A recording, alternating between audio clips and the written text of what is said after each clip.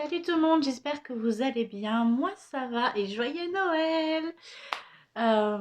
Aujourd'hui on se retrouve pour le podcast spécial Noël on va dire, puisqu'étant donné que Noël normalement est passé, vu que je publie cette vidéo le dimanche, et normalement tous les cadeaux auront été donnés, parce qu'en fait voilà, aujourd'hui j'ai beaucoup cousu, enfin pas aujourd'hui mais là depuis quelques temps, je couds énormément pour des cadeaux de Noël au final. Et des vêtements, mais spécial Noël. Donc forcément, voilà. D'ailleurs, je me suis mis en condition avec un magnifique pull de Noël casse-noisette qui vient de chez Lidl. Voilà. Ça, je me suis pas encore jetée dessus. Enfin, comment dire, je me suis pas encore mis à coudre des pulls de Noël. Franchement, c'est pas quelque chose que je trouve. En fait, je trouve pas de tissu comme ça, en fait, avec des incrustations, on va dire. Enfin voilà, vous voyez ce que je veux dire, avec des panneaux en fait spécial Noël, j'en ai pas trouvé. Et du coup, donc si jamais vous savez ou trouvez ce genre de tissu avec des panneaux spécial Noël, mettez-le en commentaire pour l'année prochaine. Je pourrais peut-être me lancer à faire des pulls de Noël. Voilà. Bref, aujourd'hui, du coup, on va se lancer de suite avec le premier patron que j'ai cousu. Donc c'est le leggings Samba. Voilà, le leggings Samba, ça fait un moment que j'en entends parler. Je l'avais téléchargé quand elle l'avait mis, quand Vanessa Salum, je crois que ça se prononce comme ça, Vanessa Salum, l'avait mis en patron gratuit. Et parce qu'en fait, c'était un moment que je cherchais un leggings en fait de grande taille, et Vanessa propose tout le temps de la grande taille, donc c'est vrai que c'est pratique, voilà. Et j'avais vu Virginie de l'Atelier de Vie, d'ailleurs, coucou ma belle, qui avait fait un podcast dessus et qui avait fait des cousettes magnifiques. D'ailleurs, j'ai un tissu comme elle l'a fait pour son leggings, donc je pense que la prochaine fois... Là, je suis restée basique, je suis restée dans le noir, vous verrez là... sur les incrustations vidéo que je vous ai fait. Je suis restée sur du noir, d'ailleurs je dois l'avoir. Ah ben non, je l'ai sur moi, je suis bête, voilà. En fait, je le porte tout le temps. Alors je sais pas si je vais pouvoir vous montrer. Alors je pourrais pas reculer plus que ça, voilà. J'ai vraiment fait du basique tout noir pour passer avec tout. J'en ai fait deux. Le premier, en fait, quand je l'ai fait, j'ai rien touché au patron et il me va. Je l'ai fait en taille 50. Bon, du coup, je retrouve pas mon carnet. J'avais mis toutes les mensurations et tout dessus, mais normalement, je crois que j'avais pris la plus grande mensuration, donc la taille 54, je crois que c'est. De toute façon, je vous note tout juste en dessous, si jamais, voilà, dans un petit encadré, vous verrez sur la vidéo. Normalement, je vous aurai tout noté. Je l'ai fait, donc c'est du jersey modal de Benitex pour les deux. Et donc le premier que j'ai fait, en fait, j'ai suivi le patron à la lettre et je me suis retrouvée avec en fait un écart au niveau de derrière, pas un écart, mais comment dire. Moi, j'aime que mon leggings atteigne au niveau de ma taille. Et là, en fait, devant, c'était nickel, ça atteignait la taille. Et en bas et derrière, en fait, ça atteignait le bas de mes hanches.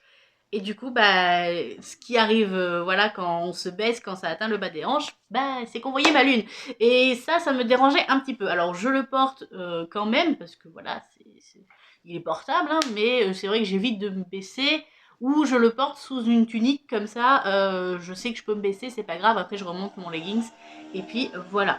Mais, euh, mais ouais, voilà. Et le deuxième, du coup, j'ai pas fait la même erreur, j'ai rallongé en fait de 5 cm. Je crois que j'ai rallongé de 5 centimètres à l'arrière. En fait, j'ai fait un dégradé de 5 centimètres à l'arrière pour pouvoir atteindre comme je voulais. Et en fait, là, c'est bon. Maintenant, tout est à la bonne taille. Quand j'atteins Enfin, le devant atteint ma taille et l'arrière atteint ma taille aussi. Quand je suis assise, quand je suis baissée ou quoi, on ne voit plus ma lune. Donc, ça me va très bien. Et voilà. Donc, très contente, franchement. Je pense que je vais m'en refaire. Vous allez en revoir, je pense, d'ici les prochains podcasts. Et... et j'essaierai même, je pense, en cycliste. Vous voyez, juste prendre le haut du patron et juste en cycliste et pour mettre sous les robes pour cet été. Je pense que ça peut être une bonne idée. Je sais pas si Vanessa passera par là ou si elle l'a dit dans sa vidéo ou quoi. J'ai un épi là, il veut pas se ranger, je suis désolée. J'arrive pas à bien le mettre, voilà.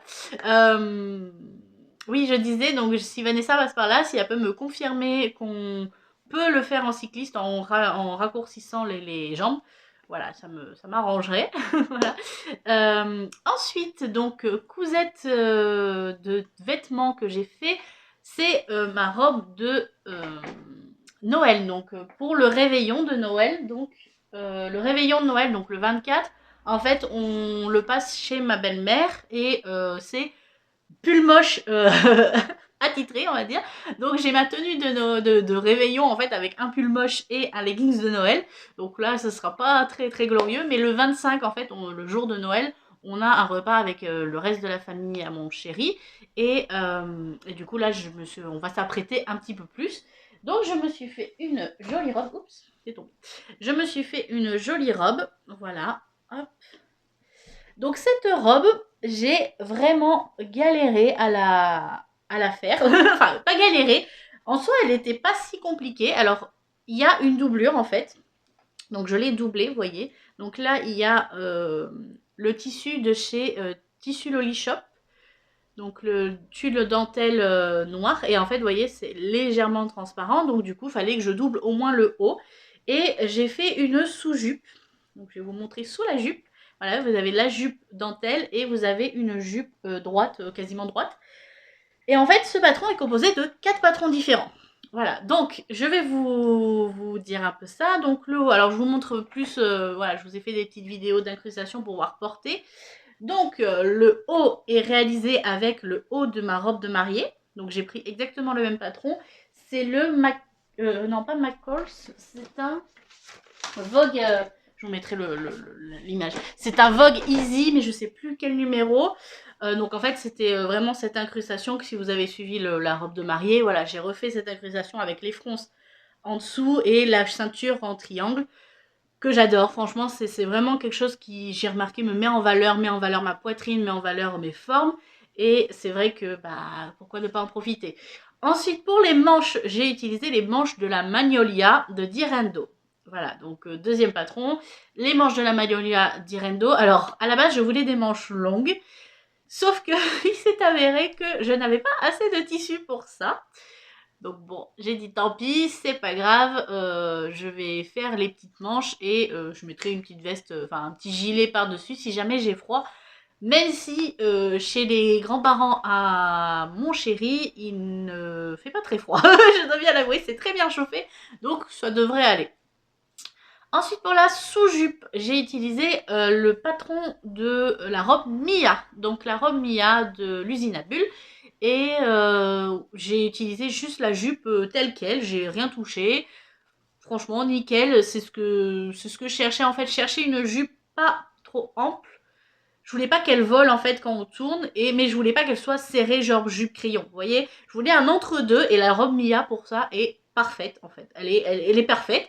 Et en fait, par-dessus, la robe, enfin la jupe dentelle, la jupe en dentelle, j'ai utilisé la jupe Zéphyr, donc de Direndo, que j'ai agrandie pour une taille longue en fait. Parce que, alors à la base, je sais que je vous avais mis un truc sur Instagram pour savoir qu'est-ce que je faisais en robe, enfin quel style, si je faisais robe courte, robe longue et tout. Et en fait, le truc, c'est que si j'aurais fait une robe courte, on n'aurait pas eu cet effet de transparence au niveau des jambes, en fait. Que moi, je recherchais, et autrement, il aurait fallu que je fasse la jupe, la sous-jupe Mia très très courte. Et moi, ça, je n'aime pas trop. Euh, je préférais au moins qu'elle arrive au-dessus du genou, voilà, maximum au-dessus du genou. Au-dessus de, enfin, mi-cuisse, ça m'aurait pas plu. J'aurais pas été à l'aise, en fait, étant donné qu'en plus, c'était pour un repas de famille très court comme ça, j'aime pas trop. Donc du coup, il a fallu que je rallonge la jupe en dessous pour avoir cet effet de transparence. Et finalement, j'en suis très très contente. Et puis voilà, et quand j'ai essayé, de toute façon, sur mon mannequin, sur Rosie, ça rendait enfin, voilà, ça rendait encore mieux que ce que je pensais. Donc j'en suis très très contente. Et d'ailleurs, je vous avais mis sur Instagram euh, un visuel déjà pour celles qui me suivent sur Instagram ont déjà vu la robe depuis un petit moment déjà. Voilà, et ouais, j'en suis très contente. Donc du coup, c'est pour ça que j'ai un peu galéré sur la partie couture, parce qu'en fait, je me suis retrouvée avec 5 patrons différents. Il a fallu que j'adapte les 5 patrons à la même robe, en fait. Et c'était pas simple. J'ai réussi, mais c'était pas très simple. Mais au final, je suis ravie du résultat. Donc bah voilà, ça sera ma robe du 25. Et du coup, le 26 et le 27, nous avons les petits repas de famille. Donc, on va avoir les familles, les membres de la famille de mon chéri qu'on ne peut pas voir au repas familial, entre guillemets. Donc, ils font des petits repas à la suite, donc au cours de la semaine. Et je me suis fait du coup une robe beaucoup plus simple, beaucoup plus pas portable au quotidien, parce qu'elle est quand même assez brillante. Mais voilà, je me suis fait une robe plus classique, on va dire, qui est la robe Mia. En fait, je me suis réalisé la robe Mia dans le tissu Lurex que j'avais acheté chez Tissu Loli Shop. Donc voilà à quoi elle ressemble, vous voyez. Donc elle est plus simple au niveau de la coupe, vous voyez, avec le col rond et tout, et les manches courtes, mais par contre, bah, elle brille et tout, donc ça fait quand même festif. Voilà. J'ai réussi à faire à peu près les raccords à l'avant, mais alors par contre, à l'arrière, il n'y a aucun raccord de fait. J'ai dit tant pis, c'est pas grave. Franchement, la robe Mia de l'usine à bulles, elle est géniale pour si vous voulez une robe simple en fait. Si vous voulez vraiment une robe simple et que le tissu fasse tout, elle est parfaite. J'ai dû la faire en moins de 2 heures. Franchement, hein, en couture, moins de 2 heures, largement. Et, euh, et ouais, elle se porte très très bien. Je vous mets quelques petites incrustations aussi. Je l'ai réalisée en taille de tête, je dirais 52 de tête. Je vous confirme ça juste en dessous. Mais, euh, mais très agréable à porter. Enfin, franchement, elle fera l'affaire pour les deux petits repas de famille qu'on a en plus. Et au cours de la semaine, voilà. Tout simplement. Ensuite, donc on va passer au cadeau. Donc si la couture vêtements est seulement ce qui vous intéresse, vous pouvez passer votre chemin, enfin vous pouvez partir, il n'y a pas de souci. Maintenant, je vais passer à la couture cadeau et une commande en fait une commande entre guillemets qu'on m'a demandé de réaliser. Voilà, donc voilà. Je vais faire, alors j'ai fait des chouchous, j'ai fait des disques démaquillants comme ceci, vous voyez, voilà, j'ai fait des petits, franchement, c'est les petits cadeaux qui font toujours plaisir et voilà, qui sont toujours utiles et qui prennent pas beaucoup de temps aux couturières, donc c'est vrai que c'est très pratique. Ensuite, qu'est-ce que j'ai fait? Donc je vous disais, j'ai fait des chouchous, j'ai fait des petites pochettes comme ceci. Voilà, donc là, c'est pour des cadeaux de commandés. On m'a commandé des cadeaux. Donc, à la base, on m'avait commandé des gants de toilette brodés. Donc, je suis pas très forte en broderie, donc c'est vrai que voilà. Et je me suis dit, bah pourquoi pas faire. Il me restait du tissu matelassé, donc pourquoi pas faire des petites pochettes comme commandé pour une adulte. Et en fait, j'ai fait deux trois petits chouchous aussi. En fait, tout vient pour la même famille. C'est la même personne qui m'a commandé pour une seule famille. Donc du coup, bah, je me suis dit autant faire des combos. Donc j'ai fait une grande, vous voyez, j'ai fait une grande trousse de toilette. Donc j'en ai fait deux petites. Et les bavoirs et tout, parce que je vais vous montrer juste après, avec les chutes des tissus, en fait j'ai réalisé des petits chouchous pour les petites. C'est pour des enfants elle m'a dit 3-4 ans, donc du coup voilà.